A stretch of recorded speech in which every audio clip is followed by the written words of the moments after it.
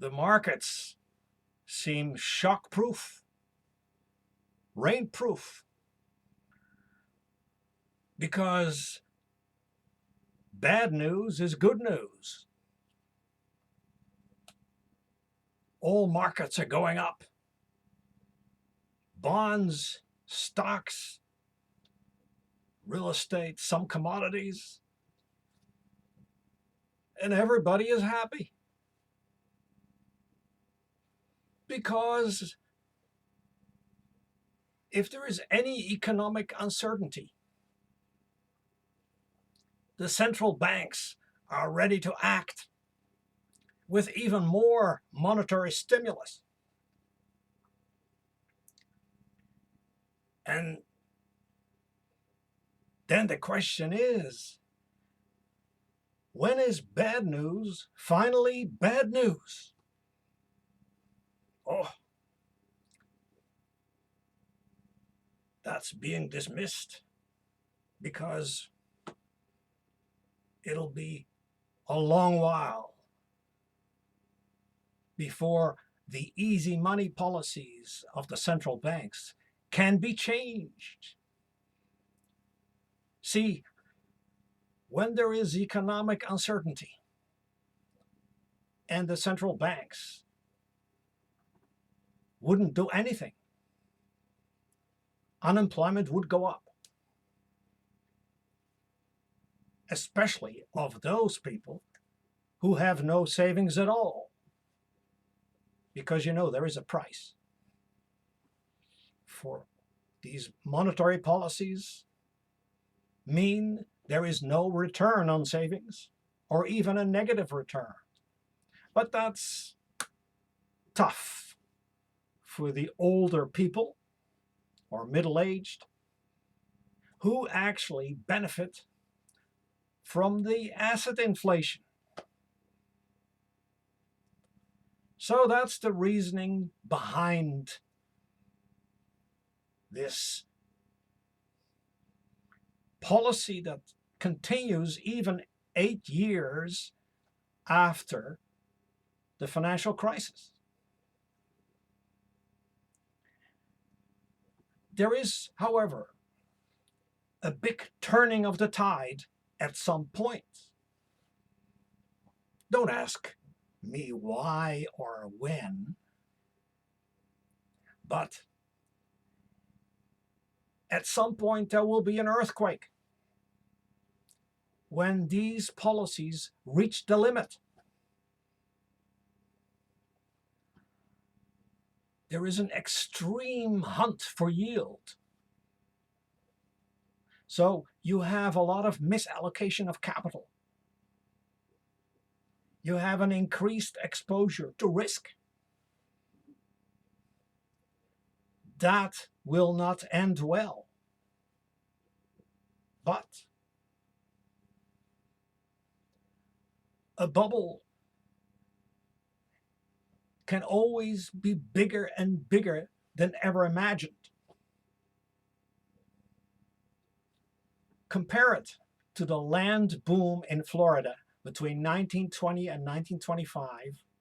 In 1925 alone, the average price of land in Florida was up 400%. And then there was a trigger. I believe there was a tornado or something. That was the end. And the whole thing collapsed in 1925. And an economic depression followed in Florida for the next few years, which actually caused the Central Bank of America, Federal Reserve at the time, to stimulate the stock market. And we had this stock market boom between 1927 and 29 that eventually resulted in the biggest crash ever and an economic depression. We have the same situation today, with people being encouraged to buy overpriced assets because central banks seem to encourage this bubble until it bursts. Of course it will burst.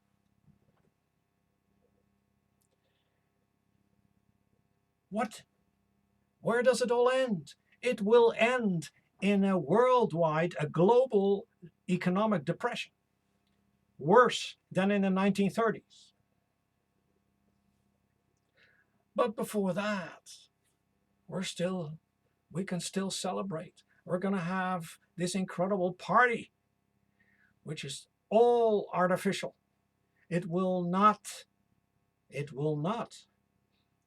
change anything to economic growth or even inflation, because there are huge deflationary forces out there that are much stronger.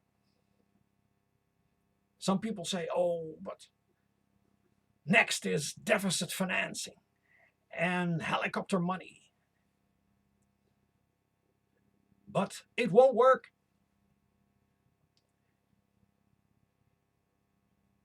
When your currency is in danger as a means of payment, you have to stop doing it.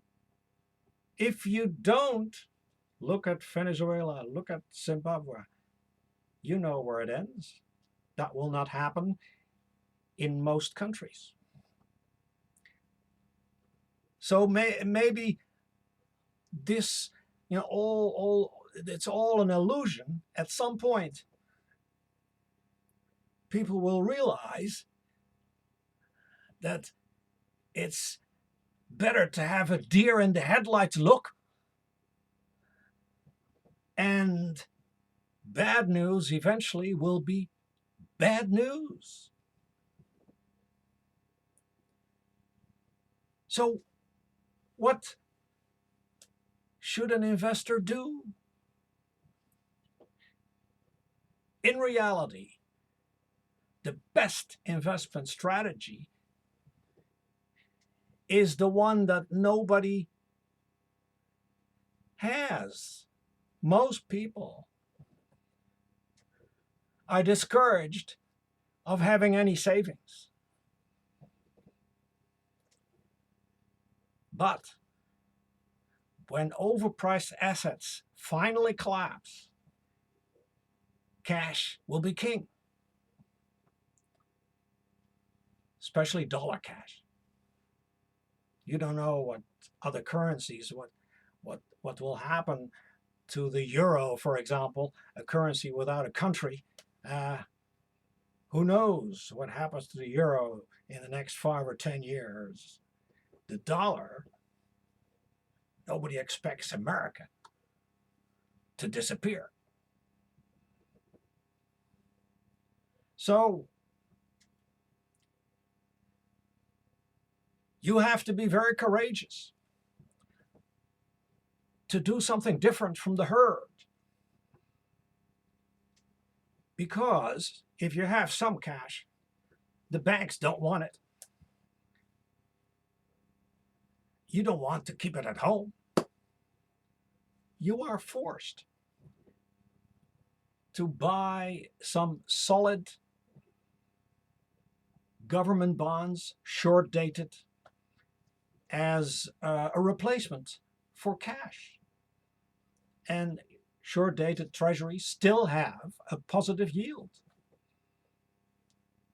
Many other short-dated government bonds of much weaker countries have a negative yield.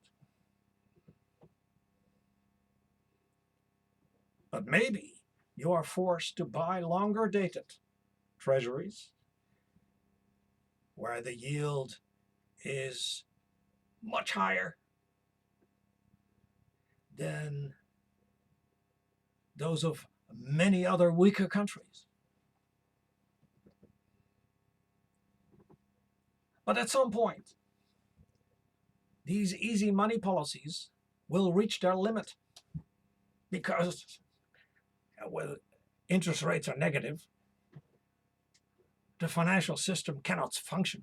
And funny enough, the first signs are there that people are actually saving despite negative rates, because the mood is very uncertain already. When central banks resort to these outrageous policies, something must be awfully wrong. And again, the few people who have a way of saving and have an overweight of cash and an underweight in other assets, they may be the winners for the next 10 years.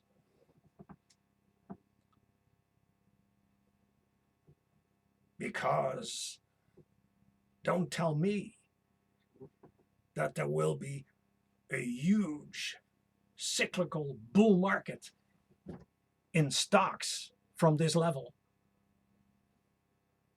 or even bonds, except lasting a very short time, and then it's all over. Now is the time to be prepared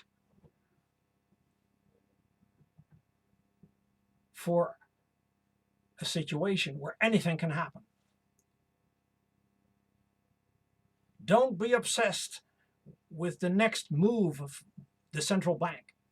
Ignore them.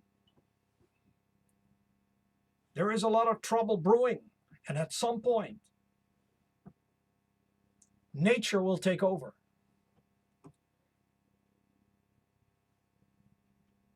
Get rid of credit, because we are in deflationary times which cannot be prevented until the excessive debt situation has resolved itself. Nature will take care of that. All the central banks have done is postpone the day of reckoning. But it will come. And then cash is king.